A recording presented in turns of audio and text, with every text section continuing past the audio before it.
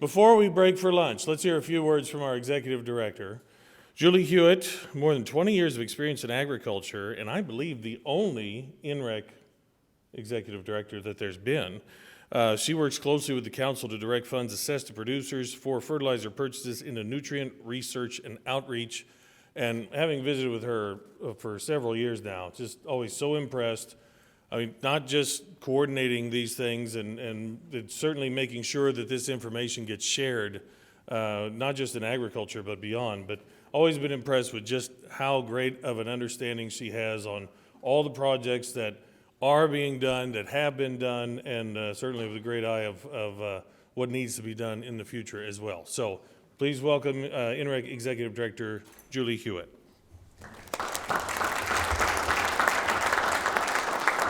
Thank you for that, Delos. And both Delos and Rita will be getting their bonus checks for having nice things to say, so I appreciate that.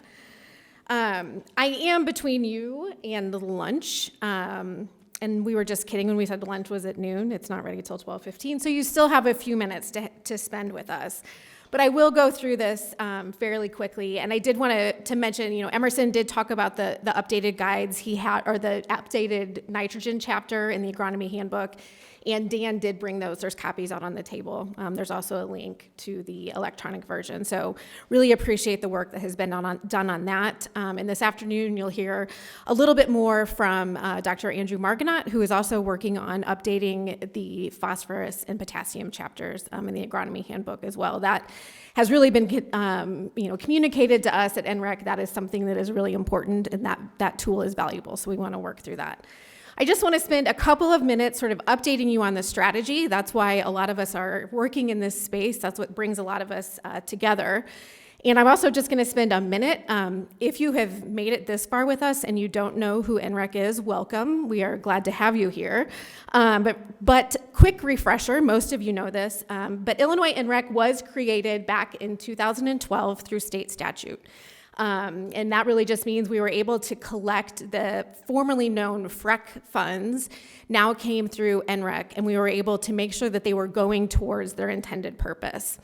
For those of you that farm, that is 75 cents per acre 75 cents per ton for fertilizer that you purchase. That is collected through our retail partners, so we are grateful for the assistance we get with those folks, and we coordinate that with the Illinois Department of Agriculture, and Chuck Cawley helps us to make sure that happens. I think one of the biggest advantages, and Matt talked about this in his opening statements, is really the collaboration that takes place through NREC. He talked about the members of the board. It's a great collaboration between farmers, retailers, agencies, and then also our environmental partners. And if you've been around, you've heard me tell the story. When I interviewed for this job, and they told me that I was going to report to a board of directors that was made up of farmers, ag chemical retailers, and our friends from the Sierra Club and the Environmental Law and Policy Center, I thought, how in the world does that work? And I will tell you that it does. And I think part of the advantage of that is the transparency that happens in those conversations. We're all part of the conversation. We share a lot of information, and we're really all working towards a common goal. As farmers, as agriculturalists, we want our nutrients that we are paying for to go to a growing crop. If it's going to a growing crop and, we're looking at all of Emerson's work, then we know it's also not getting into our waterways. So it's meeting the goals of everybody. We'll talk a little bit about our funding, as Matt again mentioned, and I think maybe Rita talked about at the beginning. On behalf of Illinois agriculture, Illinois NREC has invested over $30 million into nutrient research since we were started in 2012. It's a significant investment, and it's exciting to see so many of the researchers here that have been a part of that funding, and then also so many of the great students who are working on that work as well. Our goal is pretty simple. We want to look at improved nutrient efficiency, enhancing crop production, and protecting water quality. And one of the things I like to talk about is really our goal is to be able to put out best management practices that meet the agronomic, economic, and environmental needs of Illinois agriculture. So, the first thing, and so many of the researchers in here have worked on this, and that's just how do we do these things? How do we know what the right rate is? How do we grow a cover crop? How do we work to put a wood chip bioreactor or a saturated buffer in? So that's sort of that agronomic side. The next is the economic side, and I think we can all say that's one of the areas we need more information, we need more data. Lowell talked about Eric Miller's farm and some of the data that comes out of there, but we want to make sure that this is something that works on a farm from an economic standpoint. We talk a lot about sustainable ag and regenerative ag, but we know one of the keys to that is making sure that our farmers are economically resilient as well, and that they can continue farming the way that they need to. And then finally, it's protecting water quality. We want to make sure that we're doing all three of those things. As again, Matt introduced our research committee, they do a lot of the work on helping to make the decisions on what projects we're going to fund. And so actually, we're kind of wrapping up 2022. 2023 projects are ongoing, particularly if they had a fall treatment of some sort. And tomorrow, the NREC Research Committee is going to meet to talk about 2024. So we're always thinking ahead and looking about what's coming. A little bit about, most of you I'm sure are familiar with the nutrient loss reduction strategy, and I want to talk a little bit about how NREC works with that strategy. Because we started close to the same time, sometimes it gets a little bit confused thinking that NREC is actually part of the strategy, and we're not. We work in parallel, but still independently with that strategy. One of the goals that we have is to evaluate the removal rates for BMPs to make sure that what's listed in the strategy is accurate, so that when Trevor and Christine Davis at EPA are reporting the loss numbers that go into that report, that we're basing it on the most current science. The other thing is providing peer-reviewed research for practices that weren't in the original strategy. So, saturated buffers is a good example. That's a project that didn't start out in the strategy, but using the science, they were able to add it. With the help of Illinois Farm Bureau, wasp cobs were added to that list last year as well. We serve on a lot of the different committees that are associated with the strategy, so Policy Working Group, Ag Water Quality Partnership, and then we also support the Science Advisory Team through scientists that we fund and also through Dr. Shani Gullavai. And then the last thing is we fund the biannual USDA NASS survey that really focuses on practice awareness and adoption. And I'm going to go through this pretty quick, but I just want to give a couple updates on what the survey showed. So thinking back, we do this survey every 2 years. And so this actually, the reference year was 2021. So now we've talked 2022, 23, 24. We're going to go back to 2021. But this is the reference year. But the data was collected in late winter, early spring of 2022.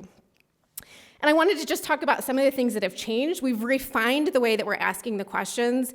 The original survey was very much just built on the strategy, and it used the language that was in the strategy, which was not necessarily the language that was spoken on the farm, right? So we had to refine some of that. And again, thanking Dr. Knopfsinger for his help on working with Mark Schleusner at USDA NASS to refine some of the questions around MRTN.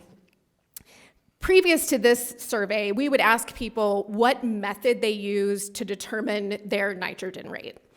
What we were wanting to know is how many acres were being applied at or below the MRTN. Unfortunately, the awareness of the term MRTN wasn't really what we needed it to be, so it was skewing the data a little bit. And ultimately, at the end of the day, we don't really care how they make the decision. We just want to make sure that they are applying at or above, or at or below that rate. So here we looked at for 2021, 11 million acres and 8.4 basically the acres, the nitrogen was applied at or below the MRTN rate. And that other question was kind of talking about, previously we didn't ask it this year, but if you work with a fertilizer company or a larger company that had an NREC recommendation system that you were using. This question is around inhibitors. We also know that the use of inhibitors is extremely important as we think about nutrient efficiency and protecting water quality.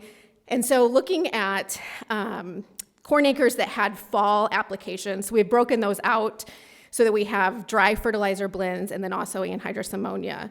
And when you look at that, about 85% of the fall and winter ammonia that went out had an inhibitor with it. So we're getting closer to that goal, and that is one of the things that has been a priority. And then, again, kind of going through these quickly, but knowing that about 40% of our acres now only get a spring-only application. And again, if you look at the strategy, moving towards more spring application is one of the practices that is outlined in that. And we can talk all day about are there yield advantages, vice versa, but really from the strategy perspective and protecting our water quality, we know that a fall system can be a little bit leakier. So this number is just showing how much of it goes out in the spring only. Again, this is just another kind of breakdown of where the acres are. This is on phosphorus. And again, in the strategy, it breaks out practices on tile drained and non-tile drained, just because we do understand that some of the agronomics in those two different landscapes are different, and we know that some of the impacts can be different as well. So this question was really around on how many acres did you reduce your phosphorus application? And we were using a reference year of 2011. And so, each year there's different things, kind of varies from year to year on what some of those reasons might be. But really the largest driver for that is folks who are doing soil testing that is recommended, and they're making their decisions based on that. There were some things back in 2019, it was actually indicated a driver was the update to the Illinois Agronomy Handbook that updated the P&K removal rates. Okay, so what does this mean? We just use this tool really to measure awareness and implementation. There's a lot of other sources of data that are out there. Trevor is right now in the heat of putting together the 2023 report. And so we're collecting data from, Soil and Water, NRCS, FSA, all these different places that are putting data and trying to figure out the acres. And so we really want to be looking at, what the awareness is and then how that's driving change. Real quickly, I'm going to touch on this. We are Illinois Fertilizer and Chemical Association, and Dan Schaefer is helping lead that. They have adopted an ag retail survey model that has been used in Iowa. That is going to be used to help collect some of that data. It's basically based on random samples from retailers. Dan's going to walk in and hear me talking about him, but Dan has already started doing that process. He and a team are actually going and physically visiting locations and asking the questions about the practices. As I said, this has been utilized in Iowa. It's been a great way for them to report the data. It'll create a little bit of consistency throughout the states. And I will go back to that. If you, as a farmer, if you are selected, the data is aggregated and confidential, but you would have an opportunity to not participate in that. We would encourage you to allow your data to be included in that because it will really help us give a better picture of what's happening. So this is our bottom line, and this is still somewhat preliminary data. I know that they're still working through it. And I appreciate the work that Dr. McIsaac has done too, looking at some of these numbers. But really the bottom line, if we remember what our goals are, so 2025 is our interim goal date, and we want to reduce our phosphorus loads by 25% and our nitrate loads by 15%. When we set those dates, 2025 seemed like it was a really, really long way away. It is getting closer by the minute. But I don't think it's reason for panic. I think when we look at the change, we look at 85% of the fall corn acres had an inhibitor with them. We see an increase in cover crops. We see, an increased awareness of a lot of the practices that are out there.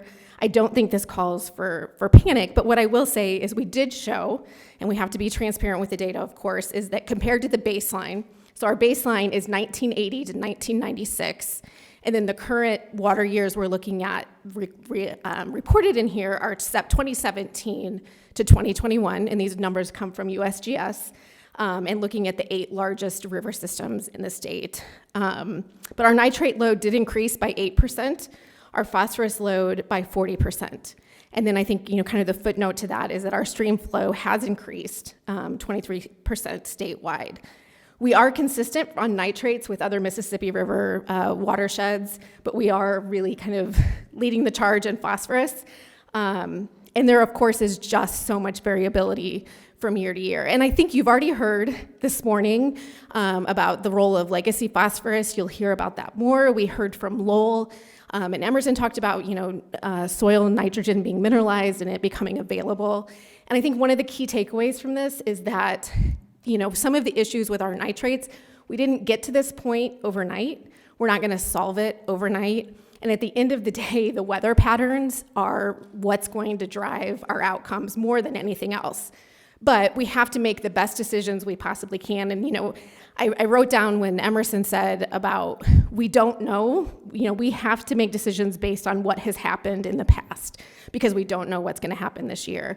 And I think that's one of the important takeaways. And I think I appreciate you all being here because so much of the work that is being done with NREC funding is to help answer some of those questions.